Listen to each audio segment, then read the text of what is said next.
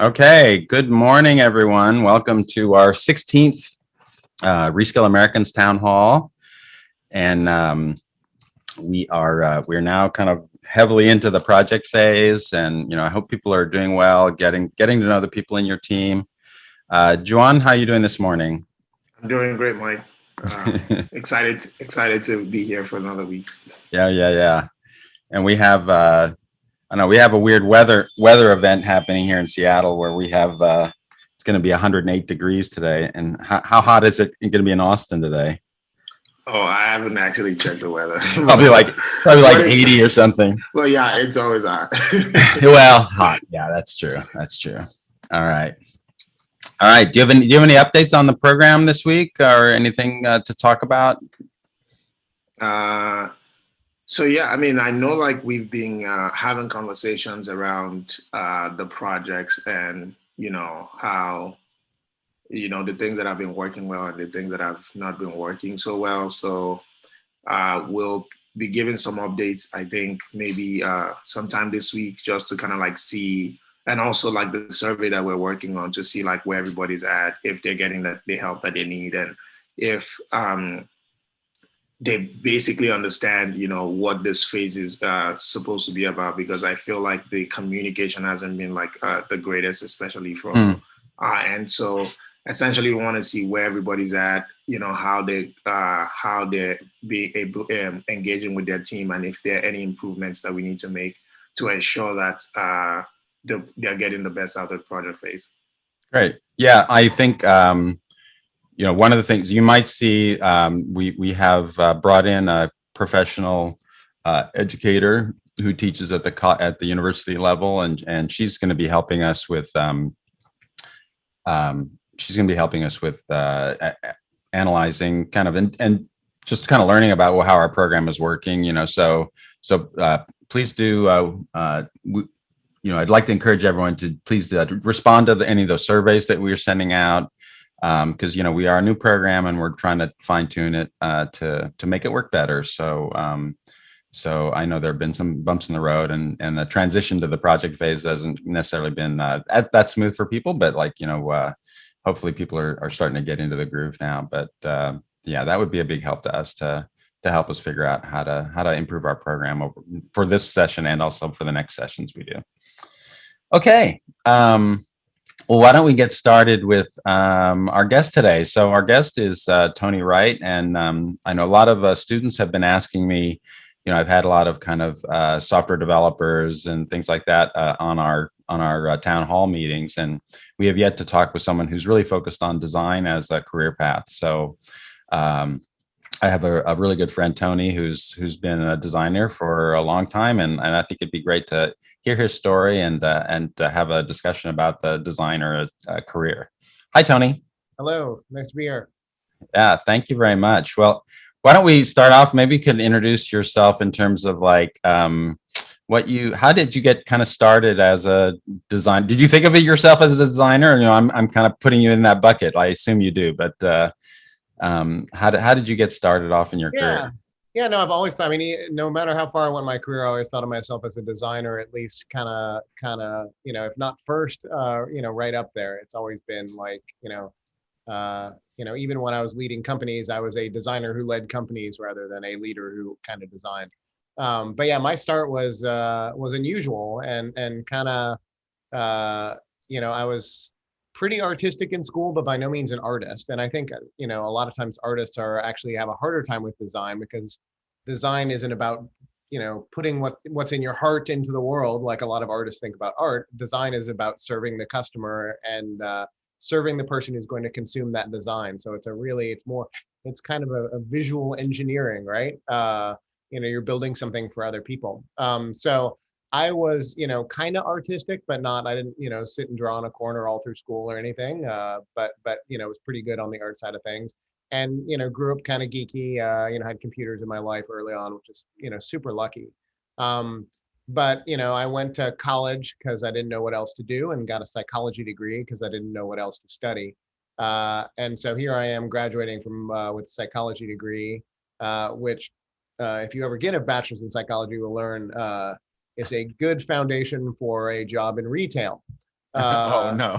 Yeah, there's not a lot you can do with a technology degree except get another degree, and eventually you could be a psychologist or whatnot. And there are entry-level jobs in psychology, but they're, working in sort of lower levels in treatment places, and really, really hard, often thankless jobs. So I went up to Alaska, which seemed like a smart play, and got a job making $8 an hour in a bookstore. Okay. So that was my job for 2.5 years. Barely making ends meet, had a bunch of roommates, and kind of didn't know what to do with myself. This is early enough in the internet where I was, people were starting to build websites, and no one really knew how to build websites. And there's a visual component of websites. So a lot of people would go to their geekiest friends and say, "Hey, I need help building a website," and they'd build a website, and it'd be terrible looking. And I was one of the, at that time, kind of few people in the world who was kind of visual and kind of cared about how things looked and felt, and was kind of geeky. So I was an interesting hybrid there, and I would build. I started having people, ask me to build them websites, and started doing that kind of on a consulting basis where I'd charge people money. And when you're making $8 an hour, any amount of money you can charge people for building websites feels like a king's ransom, just an absolute fortune of money. Yeah. But then that kind of got enough work that I brought in a friend, and we started doing it together and kept getting more work, and built a little company doing that. And it's really, I think, one of the interesting perspectives on design is that it's kind of a low permission job, in that a lot of jobs in the world have like this sort of permission structure. Like even if you want to cut hair, you have to go get a license to cut hair. Yeah. There's continuing education where you have to like keep up to date on things, and with design, even today, I think, there's this, if you can do it, you can demonstrate it. And if you can demonstrate it, someone will pay you money to do it. So it's a neat thing where it's not about necessarily degrees. And having worked with designers who are sort of self-taught versus ones who go through sort of formal 4-year education programs, it's doesn't seem terribly correlated with education. If you care about this stuff and you seek it out and try to get good at it, you can get good at it, and you don't need that license. You don't need that 4-year degree. You just need a portfolio and the capability to talk and think about this stuff, right? So yeah, I don't know how much monologue you want me to get on other career stuff. I think that's a great start. And and I think when I think of design, I come from an engineering background, and I probably think of myself as someone who is more in the camp of like, I can look at something and say that's poorly designed, but I'm not very good at creating a good, nice design. And I think there's kind of, well, I don't know, from my perspective, there's kind of like two aspects to design. One is just kind of aesthetics and like, just something that is attractive, appealing. And then there's other parts about, more in the functional realm, I guess, like, does it work well? Does it serve the needs of the people that are going to be using it? And, do you kind of operate in both those realms? And how do you think about those? Yeah, I think that's absolutely right. And it might even be more than two. I think the easiest kind of design to do is the pretty stuff, right? Is basically I can take something ugly and make it prettier. And a lot of designers can do that. And I think, from my perspective, while that's valuable, that's the least valuable kind of design. But still, the whole world needs, everything to look good. And we know, like, Apple makes stuff, pretty, and all these companies that make things pretty, like, that's great. But I think there's, like what you say, there's a layer under that I think is more valuable, which is how does it work? And there's a whole bunch of compromises in that, right? Where and oftentimes that's at odds with the pretty stuff, right? Is that like a lot of designers, the really visually oriented ones, the ones that care about prettiness more than anything, will try to do new things, like artists, and fashion people, and anyone who's sort of on the avant-garde sort of, front of the world on pretty and fashionable stuff, will try to make things new and different and special. But a lot of times in sort of, UX or UI, the thing you want to do is the old tired thing that everyone is used to. So if you're going to create a search function on your site, there should be a little input field where you type in a search query and a button that says search. And you could do all sorts of fancy new things, but most times when you do that, you're just going to confuse users who are less used to sort of new things. And when you're creating for users, obviously you're creating for old users and young users and geeky users and people who are very timid around technology. You have to think about accessibility for people who have, disabilities, for people who can't see, for people who, there's a lot of things going on there. Multiple languages you have to think about. So there's a lot of complexity there. Now there's, I think, even a layer down from design where I think about like product design. Okay. And that has like, you start thinking about what the market wants. Does the world want another search engine? Like, that's a good question. And if you're going to do another search engine, what features would cause that search engine to be different or desirable compared to Google? And what are the sort of business considerations there? And so a product designer is even more strategic than a UI UX designer, where they're thinking about the markets and the business problems and how all those things sort of interact.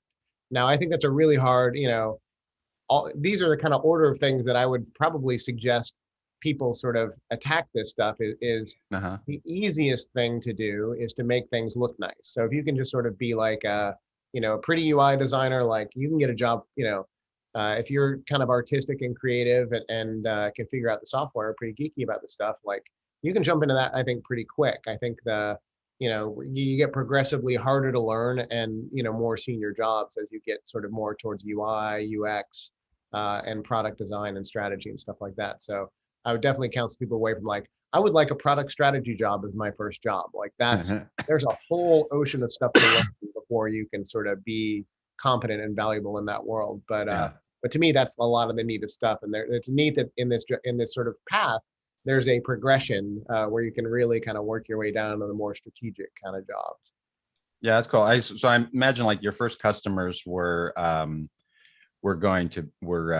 just creating their own small business websites and, really just kind of get their business card kind of on the internet, more or less. And so I know in your career, you've gone all the way up to like actual physical product design and working on 3D printing kind of, or not, the Glowforge company. And so I know you were there. And so, that's quite a big kind of jump, I guess, from like, how did your thinking change from like when you were originally, working with those first small clients and stuff like that to kind of the way you think about building products now? Yeah. I mean, the first small clients, I mean, I tried, and I think like a good thing to keep in your head all the time is like, there's always tension between the customer and the user, and there's stakeholders, right? There's a bunch of people when you're designing things that care about different things. And you're right. My very first sort of design things were small companies in Alaska who wanted something on the internet. And usually like what you wanted was a brochure or a, business card effectively, right? But once you have those, obviously then you want to have a contact page, and maybe there's a contact form. And then eventually, like, imagine if you sell products, in the very early days, people are like, well, I want people to be able to buy my products on the internet. I remember we worked with a company that sold jellies and jams, Alaska berry jellies and jams. I remember having this conversation with them where I was like, hey, like, this is the internet, you have to serve the user. So like, we need a good search function where people can like look at your jellies and jams. And they have all these like gift baskets and things like that they would sell for anywhere from like $20 to $200 of like baskets of jams. I was like, hey, listen, like, people have needs and, they want to buy a gift, like, and they have a budget. So we need to be able to sort these by price. The user will want that, right? And of course, a user would want that on any sort of e-commerce site when you're buying a gift. By price is an important sort of feature or filter. And they were like, no, internet child. I was like, 20 years old at the time. Like, catalog design is very important. So we need to present our catalog where the expensive products are first, so that people, as they're paging through these products, see our expensive products. And we can't, like, if we give them a price filter or a price sort, well, they're just going to buy the cheapest product, and we aren't able to use our catalog design powers on them. And so this is an interesting example of like tension. So they were sending out like paper catalogs, and this is Oh how yeah, they yeah. were This is a doing big. things. These are mail order catalog business back at the time, and they were like dipping their toes into the internet. So it's this interesting tension where they had this sort of stakeholder vision, and I was trying to serve the user. And this comes up again and again as you design products, is making something pretty and serving the user and serving the business are all in tension with each other and are not entirely compatible. So in this case, by serving the user, they thought I would cost them money. Now, I still think that probably allowing people to sort and filter by price is good. But you'll see all the time, and we all see this when we're using a product, we're like, why is this product designed this way? This is terrible and this is annoying. And it's because they found some way to test that if they design this product this way, they make more money. And so what do you do when you have the opportunity to make more money, but it annoys your users a little bit? Do you annoy them for that money, or do you like it? And that's a very interesting sort of, I guess, cultural decision as a business and a product. Yeah. Of who wins when the business collides with the user's needs, or something, making something pretty makes it less usable. Yeah, I think I've always had in my mind, this kind of maybe not very practical notion, but that if you put the user first in all your decision making, eventually you win. Like but I think that's probably a fine line to walk with most businesses. And I think it is, and I think I tend to operate that way too. I think and I think that if you look at the best, largest software companies on the planet, they're very, very user centric, but they aren't at the expense of all else. I mean, Google, while they're pretty software and technical forward, they put ads on Google.com. And every year there's a new ad and more ad space on when you're doing a Google search, and those ads, I don't know if anyone, I mean, and we know that there's good stats on the click-through rates of those ads. Most people don't click on ads. Most people prefer the organic results because those are generally the better results. So is that good for the user? Like, sure isn't. One of the really annoying things about Google is I can buy the keyword for someone else's business. So say, for example, I was competing with, the iPhone, and I had a new phone, and I could make it so that if someone searches for iPhone, that I could buy the ad at the top of iPhone, so that less smart searchers would click on my thing instead of iPhone. That's not good for the user. Now, there's an interesting case of, our profit margin is good for the user. That our budget for good customer support, our budget for hiring good engineers, our budget for hiring good designers comes from our profit margin, right? Is like, if we don't make money, we can't serve the user. True. So it's not a simple thing where you just like do what the user wants and everyone's going to be happy, because sometimes what the user wants doesn't make us any money. If we don't make any money, we can't operate. So there's a lot of sort of things to juggle here, and the most junior designers tend to look more narrowly. So like the more you can sort of have a broad vision about this stuff and be thinking about, the business needs and the marketing needs and engineering needs is another one, where like sometimes you design a thing, you're like, it should look like this, the user will love it. And the engineers are like, that will take us 6 months to do. What can we do something easier than that? And you're like, well, crud, like I don't want to occupy our engineers for 6 months on a thing that doesn't create a ton of value. So let's try to make some compromises. So there's compromises everywhere, and the more broad you can have a vision for that kind of stuff, the more you have a seat at the table, and more you're a valued member of that, the strategic kind of thinking. Yeah. So, I think in looking at the long picture of things, as a designer, like entering the career, serving small businesses and building, I think there's a lot of like design companies around the world that are like, we'll make a logo, we'll give you a stationery, flyer, that typical model of like the kind of branding a company. That's a real common kind of small business activity. But what do you see as like a potential like career paths for designers? Even if they enter in at kind of at that level, working for clients, smaller clients, and things like that. What do you think are the opportunities that are out there for people who have a design mindset?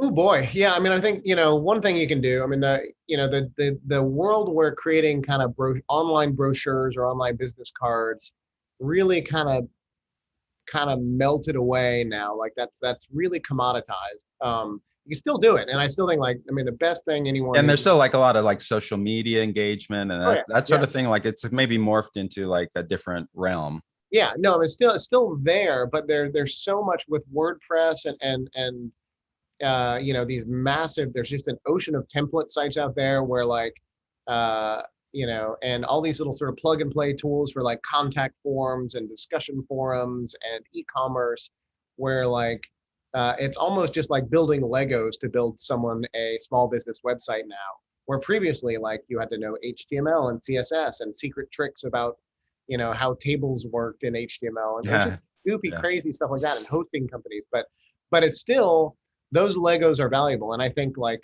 my first company, that consulting company, still exists and it's still serving businesses. Oh, wow. And they, it's up in Alaska, and they continue to do great work. And when I talk to them, they talk about like how they think they're increasingly believing that the business or these sort of the Lego builders are the valuable people, right? They're basically the people who can sort of hook all these pieces together and sort of plug them in. So not the engineers and not necessarily the pure play designers, but people who did that, who are designing, would be great. But I still think the best thing anyone who's is interested in doing this could do, or following a design path, would be go find any small business that you can build a website for, because you start learning all of the sort of pieces of the Lego pile for any sort of business website, and that that looks differently in larger businesses, but is still there, right? You still have sort of the notion of a front end website. You have hosting, you have some software, you have things like WordPress and contact forms, and so figure out that you can. So much of the world now is just taking pieces that are out in the world and just plugging them together, rather than building original software, or even sometimes building original design. There's beautiful design templates out there that if you want a barbershop website or a school website, I can go show you a template site that has 100 beautiful templates for that are ready to go, that I can just plug in and put in your logo, and it looks pretty darn good. And we can get that done in an afternoon rather than weeks of careful crafting.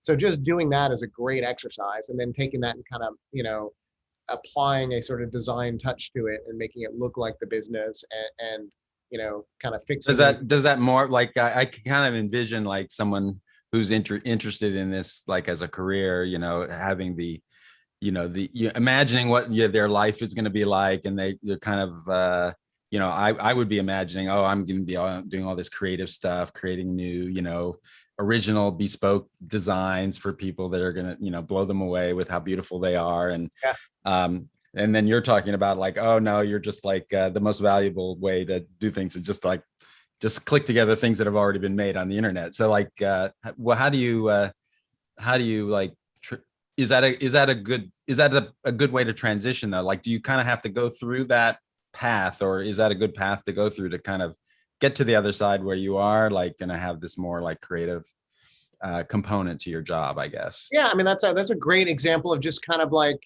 compromise, right? Is like that your customer wants a beautiful website, and you want to design pretty things. Your customer also doesn't want to spend $1 million. Yes. And you design a beautiful thing from scratch costs lots and lots of money. And for you to take something out there that looks really good, but you didn't design it from scratch, like who wins there, right? And so if you care more about your customer than your desire to design pretty things, then that's what you do, right? Now there is plenty of opportunity to design pretty things from scratch, right? Like, and I think that like, when you get into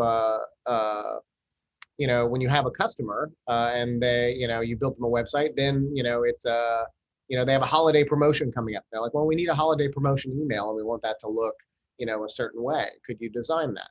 Oh, yes, I could. So I think, there's always, but if you're serving the customer and you're serving the user, and remember the customer is who's paying you maybe, and the user is who's using what you're building, there's all those compromises there. So I think, that's a great thing to sort of, get your feet wet and start doing that stuff, Yeah. pulling that things together.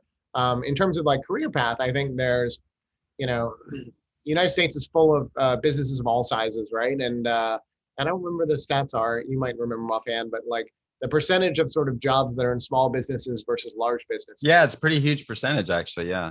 Yeah. I think it's like 50-50, but I think it's actually starting to slant towards larger businesses. There's consolidation and whatnot. Small businesses are going to give you a lot more variety and are a lot more approachable, right? Large businesses are obviously advertising jobs, pretty pell-mell on job sites and whatnot. But there's some interesting choices there. Small businesses, you're going to wear a lot more hats. If you're a designer at a small business, might have you designing, mail flyers and logos and websites and other things. At a large business, you might be like, okay, you are the designer for this tiny search box up here. All you care about is these 500 pixels by 200 pixels. That is your job. And not only that, you're not the broad designer, you're just the visual designer. All you care about is how it looks. We have a UX designer and a UI designer and a product designer, all also in charge of that same little search box. So, you're probably sensing a bias here as a person who's worked at smaller businesses. Yeah. It's a lot more enjoyable to touch more things. And I also think for someone who's in the sort of learning phase of their career, I love this. Someone once either wrote or said, you have your learn phase and your earn phase. And, us, older dinosaurs are probably in our earn phase where we've built up this knowledge and wisdom and skills and experience. And now we can just sort of sit back and be like, yep, I know exactly what to do there. And I move the pieces in the right way and everything works great. But you might be in the earn phase. I'm in the burn phase. Yeah, you're in the burn phase. But I think most of the people probably listening, to this are in the learn phase. And I think, if you're working for smaller organizations, you get to touch lots of different things. And that can help you sort of understand where you want to fit in the world, what path you ultimately want to follow. Maybe you're passionate about visual design. Maybe you're passionate about UI, UX. Maybe you're passionate about product-y stuff. Maybe you get excited about marketing, and marketing is a really fascinating world. Maybe you get fascinated by physical products. When I think about you, Tony, I think, you're kind of like, I would say you have one foot in the design world and the other foot in the marketing world. Like you think a lot about kind of how the customer is going to perceive the message and what you're trying to convey. Is that accurate, do you think? Yeah, it absolutely is. And obviously like design and marketing, like those are things that, kind of go hand in hand. Is that every ad that you see has a designer involved, and every e-commerce site has, designers involved. And then there's, so there's lots of different sort of flavors. So in this early phase of your career where it's just kind of like if you went to, year one of medical school, you don't know if you're going to be a cardiologist or a pediatrician. Maybe you have some ideas, but you really ought to have an open mind and kind of, learn about some things and see what sort of, what gets you fired up or what gets you excited so you can narrow down. So I like the idea of sort of finding small businesses to help, because I think they're less concerned about, sort of pedigree and did you go to an Ivy League institution and do you have this fancy degree? They just want to see, do you have a portfolio of a couple nice things, and can you help them?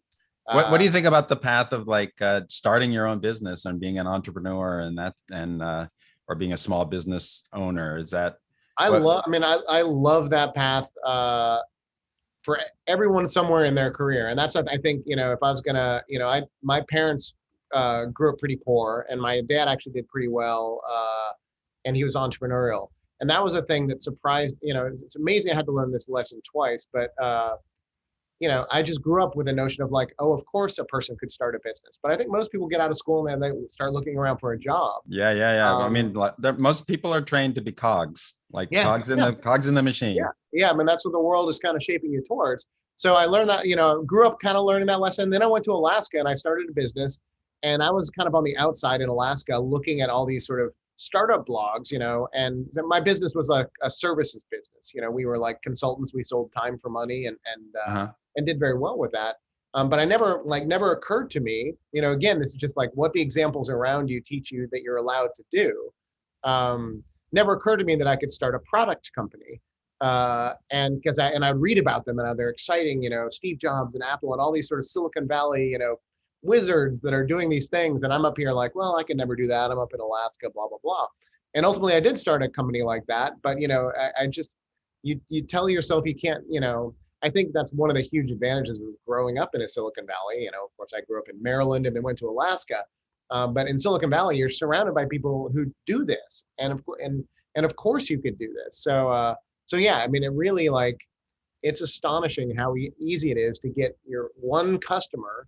And when I first started, I was consulting at $25 an hour, which is 3 times my $8 an hour wage in my bookstore. And I was like, this is amazing. But very quickly, we were billing, $50 an hour, and then very quickly after that, $100 an hour. And you don't have to work too many hours to make that much better than $8 an hour. So this stuff is still very, very valuable in the world, and self-employment is, man, what a great way to learn everything, like all those compromises that we're talking about. Like as an entrepreneur, you sort of have to internalize those and be aware of those, care about marketing and care about the business side and the money side. So I think it's a great thing to do. I still, like, to this day, whenever I'm in a meeting with people at a business, I have this clock ringing in my head of how much this meeting costs, right? Because I used to be billing out at, $100 an hour. So if I have 5 people sitting in the room, I know all of their salaries and I know what their tax burden is. I know all this is a $1,000 meeting. Yeah, this is a $1,000 meeting, and I know all of and we're sitting here talking about the weather or sports or something like that. I was like, yeah. Anyway, so I think I remember having we were at early stage startup, and we had hired a person who wanted to have this person was a large company sort of person, and they wanted to have a meeting about office plants. Okay. And perfectly natural thing for a large company like an Amazon or a Google. Is like, yeah, sure, we can spend thousands of dollars talking about office plants, and that actually probably creates enough value across the company that you're not talking about manufacturing. You're talking about literally green things, green things in the office. Yeah. And I like green things in the office as much as the next person, but we had some big fish to fry and some different priorities, and I was like, we were not going to spend thousands of dollars of our time talking about office plants right now, when we should be talking about sort of things that are existentially threatening for this company. Like, are we going to build a product that any users want to use and whatnot? So I think there's I think the entrepreneurial path is one that all the rules. What is this great Steve Jobs quote of all the rules that we are sort of told to follow were rules designed and written down by people who are no smarter than you.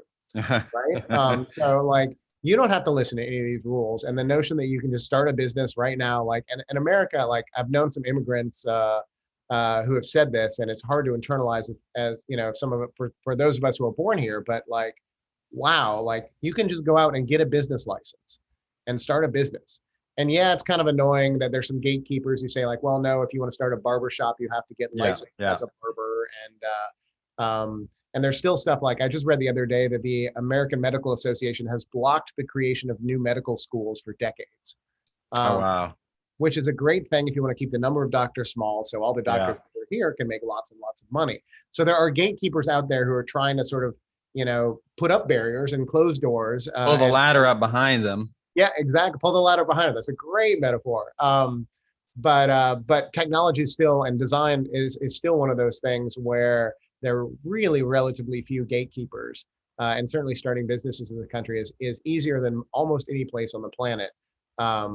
What do you think of I know one thing that's now and available to a lot of people is these freelancing websites where you can you can, put your shingle out there and say like, I'll design it, and it's something for anybody out on the internet. And, I'm on one of these freelancing websites. What do you have an opinion about those, and how Yeah, they I mean, relate to, in person, real life, selling your stuff to people, in person? yep, yeah. I mean, I think the challenges with those is it's kind of this lowest common denominator, and a lot of people go to those websites are bargain shopping, and you're competing with people all across the world. Yeah, So there's a people who lot of might be happy to make $2.50 an hour or something, yeah, maybe. exactly. So if you're a competent designer, in the United States, in any major city or anywhere in the United States, really, if you're competing with a good designer in Indonesia who speaks good English, they're Yeah. going to outcompete you, right? If everything else is equal, because they can work for $2 an hour quite happily. Now they have time zone barriers and language barriers. So if you think about the unique advantages that you have, if you live in Detroit, Michigan, like you can sit down in a room with a business in Detroit, Michigan, and form a relationship with them and help them, and they can trust you, and they know they can knock on your door if they need to get in touch with you, and so I think those are fine things, like and it depends on where you are in your learn phase and Yeah, earn yeah, phase, yeah. right? But like in the very beginning, like if I'm a day one designer, I got no work, no clients, like Yeah. sure, put your shingle out there for a month and Yeah. do it. And I mean, certainly I that's always tell people like the best way to learn something is just to do it a lot. Do it, do absolutely, it, do it, yeah, do it. Don't read about it. Don't listen to people jabbering on about it like we are right now, but yep, just do it. And so if you can get someone to pay you, $7 an hour or $5 an hour to do yet another sample website, maybe that'll be a great way for you to learn yeah. I mean, if I was in the gonna, beginning. if you took two of your students kind of coming out of a design boot camp, and one of them said, okay, my next step is I'm going to go to college and I'm going to get a 4-year degree in design UI UX. And Yep. then the other one was like, I'm going to spend the next 4 years busting my backside, and hustling for customers and doing design work as much as I possibly can for a variety of clients. I would bet on that second one, Yeah. in a heartbeat. I mean, that's Hmm. just like this is and that's also a challenge in that a lot of times you're a rare bird, and that you're actually spending your time helping in education, but a lot of the best people in our world don't go into education. So if you're going to college for a design degree, you know you'd be very, very lucky if you find a professor who's actually a great designer. Most great designers are out there designing. And the internet, of course, is full of Yeah. self-education things. So a lot of great designers out there are already blogging and talking and tweeting, and like you can learn from them out there right now for free. And going to a college is not where the best education is, or the best experience is. So yeah, so I'm all for these sort of like do it, like and people do these challenges where they're like, I'm going to design a website every day for 30 days. Great challenge, like Wow. at the Yeah. end of that, man, you'll be I mean, you'll design some really sloppy websites, but you'll learn, right? You'll be like, day one, it's a barbershop website. Day two, it's an e-commerce website. Day three, it's accessibility centric website. Like you'll just learn, right? Like the doing is where the learning is. And Yeah, I also, like the idea of like when you see like a product or maybe an app that you're using and you think the experience just sucks here. Make a better one. Like yeah, try to say like this is what it should have looked like. yeah, yeah. What were they thinking? Do a redesign challenge, Yeah, or like go to Twitter and type in, search for the phrase "this website sucks," and then like start picking out ones and reply to those people and say, I redesigned it. Here you go. What do you think? yeah, And get yeah, their yeah. opinion. And people will tell you, well, like that's not better because of X, Y, Z, and you just learn something. So yeah, I think there's all sorts of angles you could take to just get armpit deep in designing. Is the best way to learn, and I think honestly the funnest way to learn for me. So I think it's a great Yeah. path. Oh, we have a couple questions on YouTube. One was kind of having to do with customer relations and the way that Eleanor was saying, it sounds like a big part of your job is is really working with customers. You know, it's kind of the non-technical aspect of the career. Like, yeah, she's asking about advice about how do you learn what to do there? Like, how to get better at that? Yeah, I mean, it's a weird thing that I think uh, almost every career is sales. And sales isn't like, I like used car salesman where like my job is to like push this car down your throat and now you own this crappy used car. Yeah, And yeah, yeah. sales is like, to me, like, the great salespeople are the people who sort of go up to their customer and say, what are you looking for? Oh, you're looking for a car. Okay, tell me about your family. How big is your family? Tell me about your commute. How long is your commute? Tell me about your budget. Like, your job is to learn from that customer and then put the right product in front of them. And then there's a persuasive component of sales of like, well, also my job is to sell cars and I make money when I sell cars. And now that I've learned from this customer, my job is to sort of, knock down some of the mental and emotional barriers for this customer to get them to believe what I believe. And hopefully you're a good salesperson, a kind salesperson, so you're not trying to sell something that they don't want. Yeah, or it's gonna be yeah. I'm gonna put you into debt for the next 5 years, so Yeah, that exactly. running a crappy car you don't need. So I would say anyone who can sort of be good at listening and persuasion in any career path, whether you're an engineer, and Mike, you probably seen on the engineering side, is like engineers who are bad at talking to other engineers and make them angry and don't listen, and like they get less done. So whatever career path you're doing, whether it's marketing or design or engineering, your ability to listen a lot and sort of synthesize sort of what you're hearing and turn it into sort of like internalize that, and then also like actually persuade. And there are actually books on persuasion, and like this is like the force. You can be used for good or for evil. Yeah, yeah. But persuasion is a powerful tool, and if you can, if you believe there's something good that you can do for your company, your ability to make that happen is utterly dependent on your ability to persuade the people in the room with you. So I think that's a skill that you can't, and everyone has some natural ability there. But I'm a big believer that any human can get pretty darn good at something if they set their mind to it. Yeah. With books and practice. Yeah, I think a lot of it begins with empathy, like the ability to put yourself in the shoes of your customer and to try to understand them. Like, what do they need? What is it? Now you're going to try to appeal to maybe their aspirational goals is not necessarily what they might, especially if you're trying to sell them something that, people need dreams. And I think, a salesperson who can kind of help you have an aspiration, I mean, that's also valuable. Hopefully you follow through on it and you achieve something in your life or whatever, that you might not have done before. Yeah. Yeah. I mean, I think everyone in a meeting is in a sales role. Like there's an arena of ideas in that meeting where we are all sort of putting ideas out onto a table and we're listening and we are contributing. And the person who sort of like, has the biggest impact on that meeting is oftentimes the one that sort of like, has the most sort of empathy. They're listening a ton. So like, you never win a meeting, if you basically like, shove everyone aside and say, here's my idea and we're doing it and we have to do it. And here's all of my sort of manipulative techniques I can use to make you, do my idea. No one walks away happy with that. But if I take pieces of your idea and pieces of your idea, and this is whether you're a customer or a coworker, I'm a designer, you're an engineer or vice versa. Like, it doesn't matter. Like, you have to take something from other people's contribution and sort of put it into what's going on in the world, or that people will not feel good about that sort of outcome.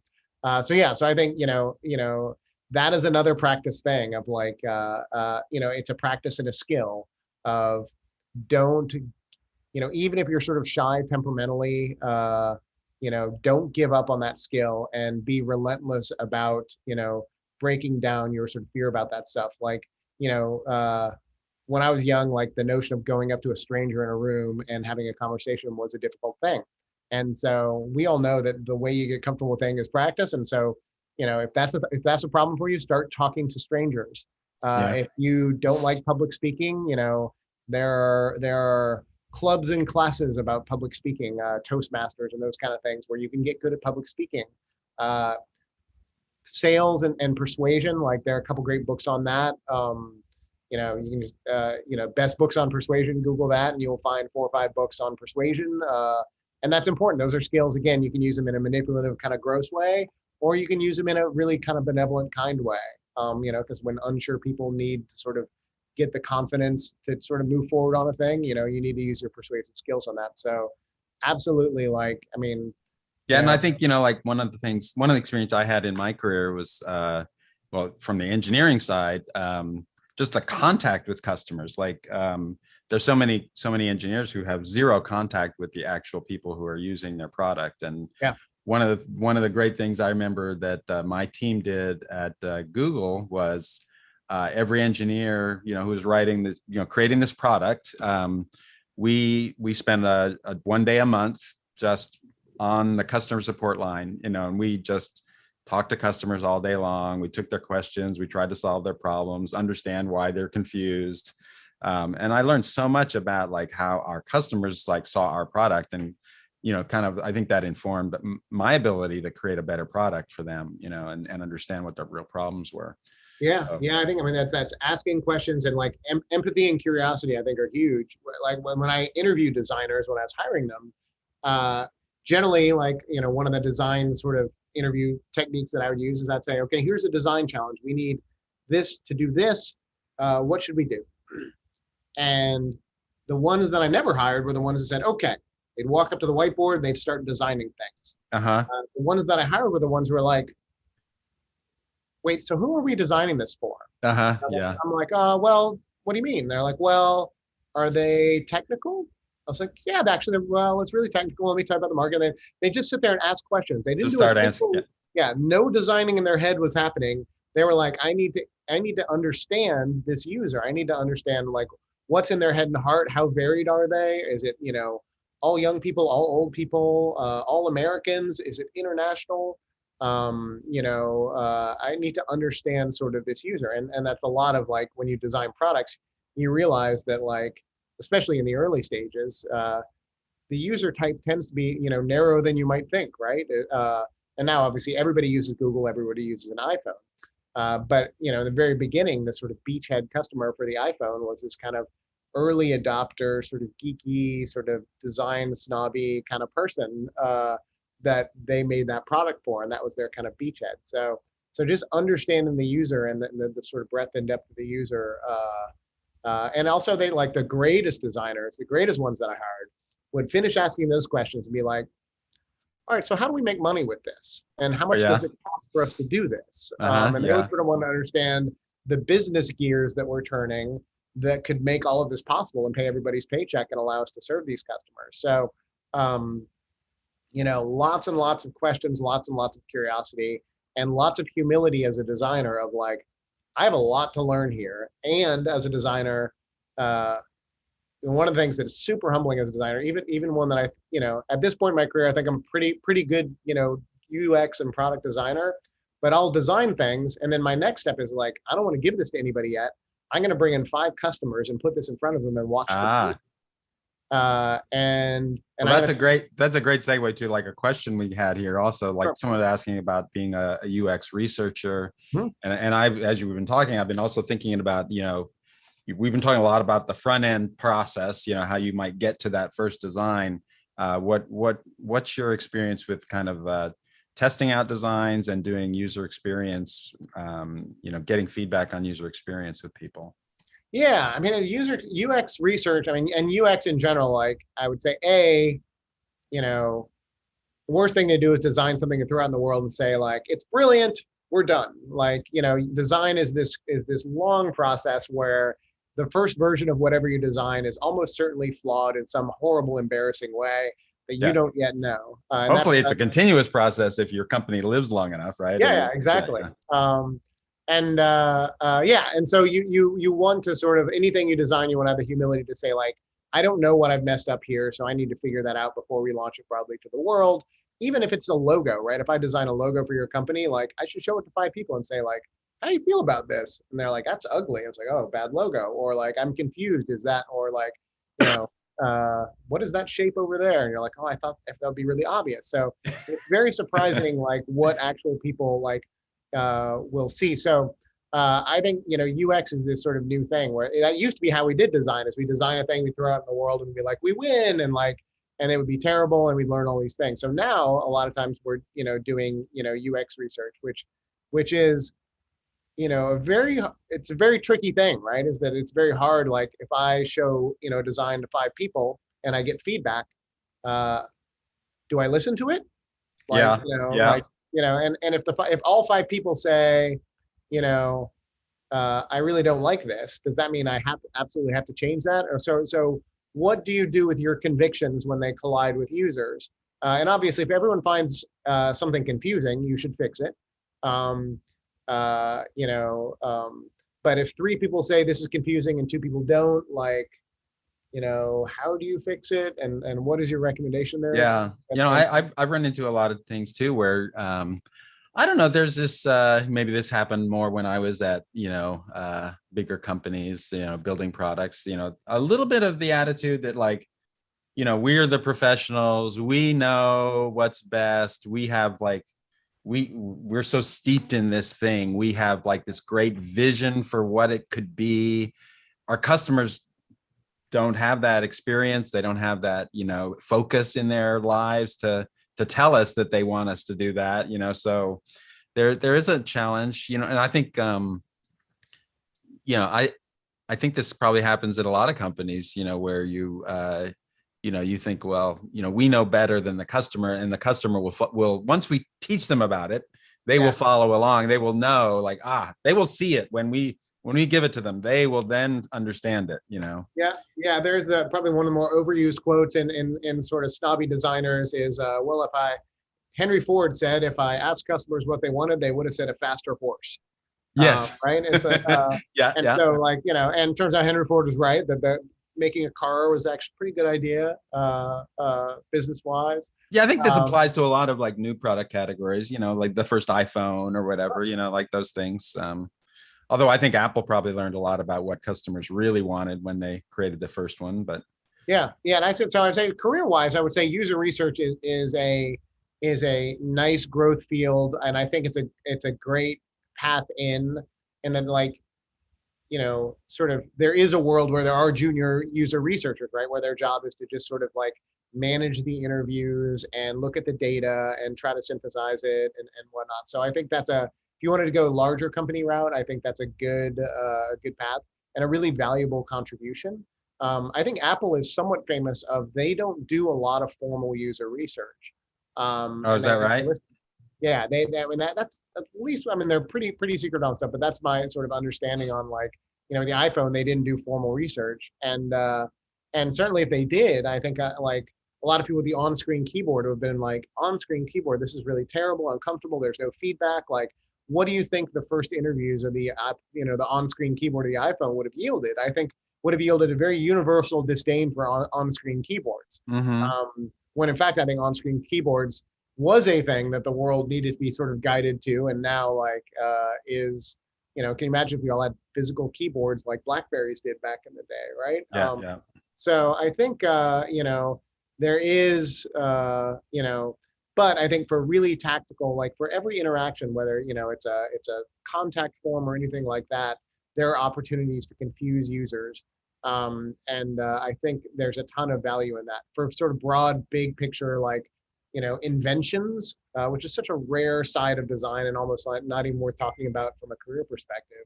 But for like inventions, like inventing a car or an iPhone, it's like, you know, we're not talking to users. We're going to go out on a limb and make this thing. We're taking a big bet. But for day-to-day design, where you're like, I need to make a page that helps a user understand a thing or helps a user accomplish a feat or accomplish a task.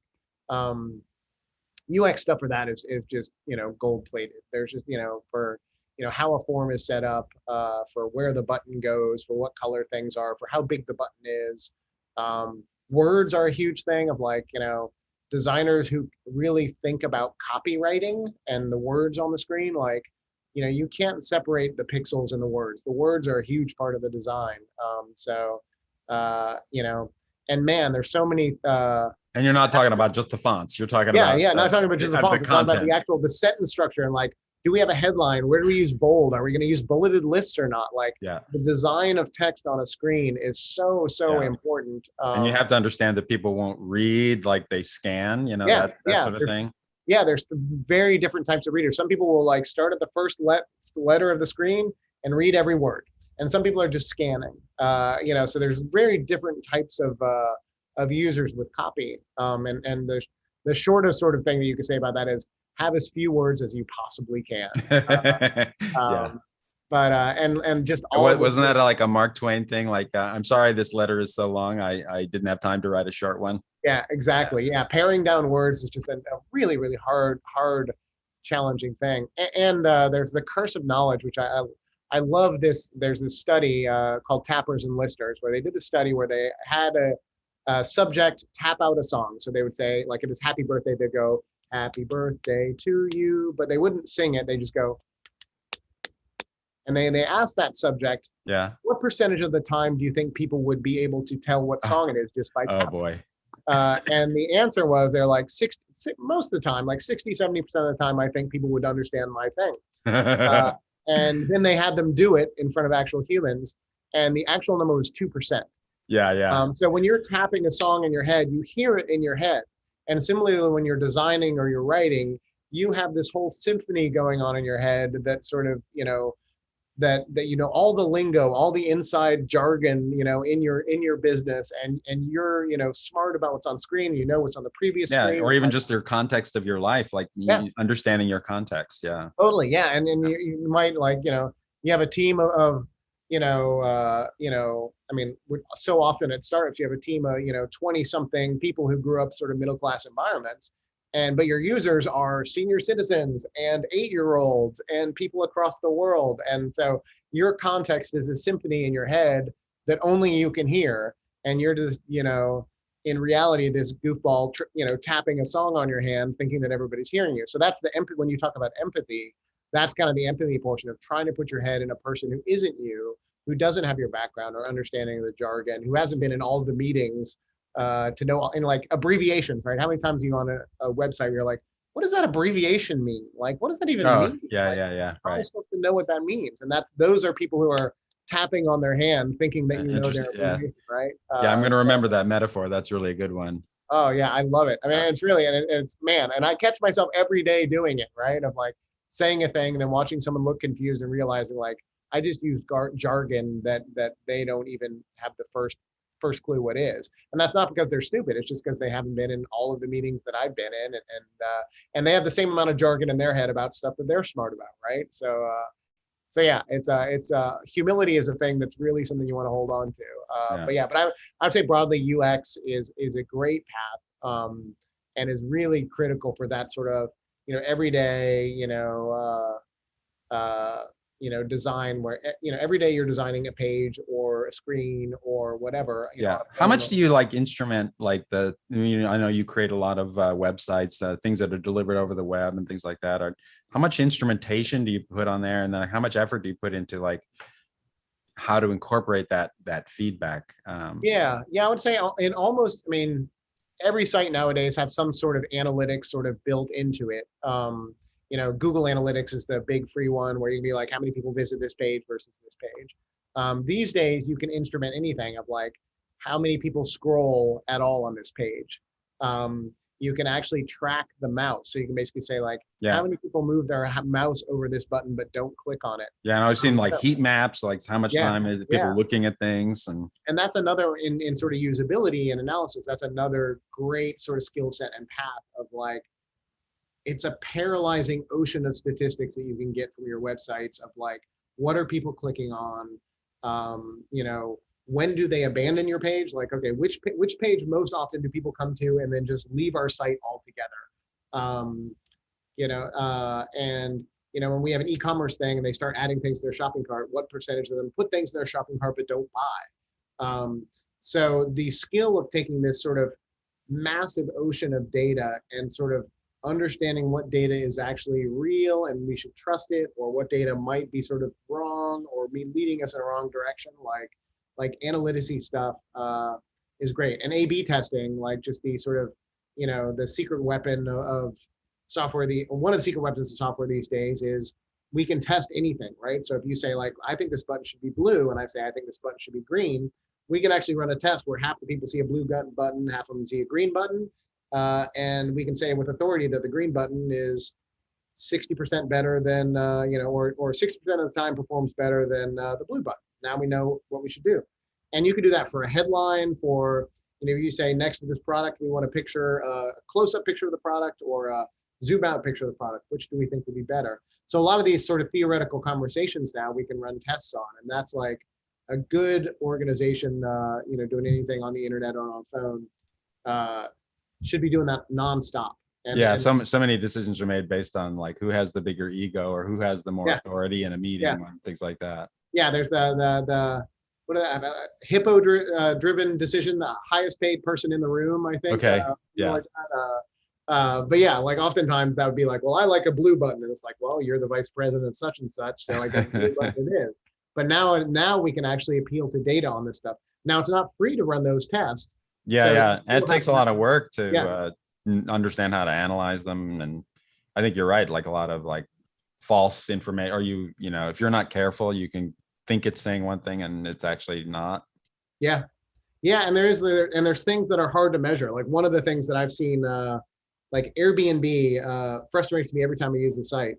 When you search on Airbnb for a place, it gives you a price, and then you click book it, and it gives you that price, and then it has all these fees under it that are 30% higher than the price that you originally saw. Oh my gosh. Now, that's gross to me. And every time I use Airbnb, I feel gross. But I guarantee you Airbnb has A/B tested that and found that showing people the lower price initially results in more purchases. More bookings. But what you can't quantify is now I walk around the world saying bad things about Airbnb because they annoyed me and I think it's gross. And I see like you can, Google, there is like that there's that little sliver they've created for a competitor to say like, there's a lot of people that hate Airbnb because of that. We're going to go like, we're going to attack them on this little point. Yep. Yeah. So I think A/B tests are great for a little tactical yes or no, but it's very hard to understand sort of, it can lead you down a bad road in terms of your brand, right? Is that it caused Airbnb to do sort of a dark thing that is not, nice to their customers, but makes them more money and feels manipulative. And you can search on Twitter Airbnb fees and just see oceans of people complaining about it. In a public forum, right? So not only are they mad, they're mad and spreading the word about how mad they are, and that has a cost that is really hard to A/B test, right? We can't understand what that's costing Airbnb. So sometimes you have to have some conviction and say, no to the sort of Airbnb or to the A/B test. It's not. But that's the instrumentation stuff. I think it's a great path and a great thing for every designer to be literate about, because it's critical for design now.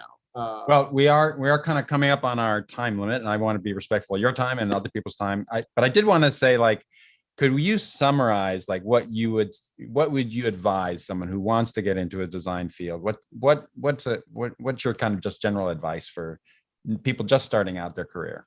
Yeah, I mean, I think if you're just starting out, I think there's I've always loved the sort of phrase of divergent versus convergent, right? Is that like, in the early part of your career, and like if you were, if I knew someone who's going into college saying, what should I study? I was like, divergent, study lots of things, like get your fingers in lots of pies and explore lots of things and learn lots of things. And so like make a whole website from scratch. And like as a first designer, the first website you can make for yourself is your own. Like go make a website that has your biography and a portfolio page that consists of one item, maybe your own website, right? A contact page. Inception website. Right? Yeah, exactly. Like make your first website and it can be yours. Or it can be a fan website of like, you're a fan of a sports team or a movie or whatever, like just make a darn website and make it look good and, read voraciously about this stuff. And as you do that, you're going to touch like, visual design, you're going to touch UX, you're going to think, well, now this website has to look good on mobile too, because, isn't just a website, it's going to be on a tiny screen. What happens there? And so that will be a learning process. But I think the divergent thing of just do lots of things and touch lots of things, because I've seen designers who've like and gosh, I thought I was going to be in psychology, right? Like I thought I'd got a Yeah. psychology degree and I didn't really know why. And so the stat is that people who go to college, like 30% of them are using their degree in their job 10 years later. So what you're learning today isn't really what you're going to be doing. It's just sort of like looking and trying things so you can figure out who you're going to be in 10 years. So I would say do lots of things, and the operative word is do. Certainly reading and researching and learning and books are great, and you should be doing that. But like, you know, just be cranking out a website and do like the one hack that I found really valuable for me for motivation is the don't break the chain. I think I talked to you about this, Mike, a little bit of like, this is from Jerry Seinfeld actually said, I remember this. like put a calendar up on the wall and say you want to do something every day and then put an Okay. X when you do it. Okay. And don't make that thing really big and hard, but just say, I'm going to spend, 30 minutes, doing actual design every day. And I'm going to put a red X on that thing. And then pretty soon you have 10 red X's on your calendar. And I think and even now- I've heard people say that even to make it 5 minutes because but allow yourself to stretch it if you're gonna in the groove. It's like because just that first 5 minutes is the hardest part. Yeah, it's just getting suiting Get up, your butt in the seat and So you have your 5 minutes and you do 10 X's for 10 days. And now on the 11th day, you're like, wow, I don't want to break that chain. And this is how I started, like I hadn't exercised my entire life, but I started exercising.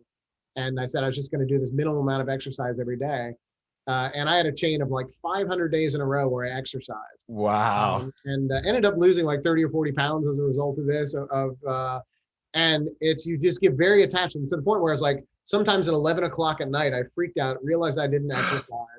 I got out of bed, took a walk because I was so attached to that chain of red X's on a calendar. So the thing is just don't stop, is be sort of relentless in sort of every single day, do a thing. You have no permission to take a day off, but you're sort of the bar for what you're going to do every day is small. And just, if you're doing stuff every day, you will outpace all these other people who just don't have the sort of, don't have that stick with itness. So I would say at this point, like learn and do, broadly learn, get your hands in stuff and get busy and figure out where you want to be. Cause it is design is this really sort of broad world where there's a lot of value to create for people, from visual to UX to product, to research, big company, small company, nonprofit, e-commerce, marketing. I mean, it's a pretty broad world out there, and have that humility to know that right now so little of what would excite you. Of like, you should be trying lots of stuff to figure out where in the world you should land. But yeah, super cool world. I'm excited. That's great. Folks, I'm in a sabbatical state right now, so I'm pretty Googleable. And if anyone wants to email me, ask me a question, feel free to do so. Oh, cool. Yeah, we shared your LinkedIn link to, so you might get a few people sending you some stuff on LinkedIn and cool. stuff like that. So, awesome. Well, anyway, Tony, thank you so much. We're over time, but I really enjoyed our conversation this morning. Thanks so much for sharing your ideas about life and design and so on. It was a lot of fun hearing from you. Cool. All right. Well, awesome. Good luck to everybody. And I hope to hear from some of you soon. All right. Thank you, Tony. Yeah. Bye. Bye.